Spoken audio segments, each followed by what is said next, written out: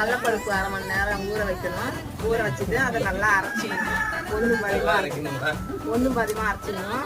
வெங்காயம், பச்சை மிளகாய், கருவேப்பிலை, கொத்தமல்லி அரிசி வச்சுக்கணும். அரைச்சி பெருஞ்சீரகம் போட்டு மாவை பிசையணும். உப்பு எல்லாம் போட்டு பிசைஞ்சு எண்ணெயை காய வச்சு வடை தட்டி போகிறோம் பாருங்கள்.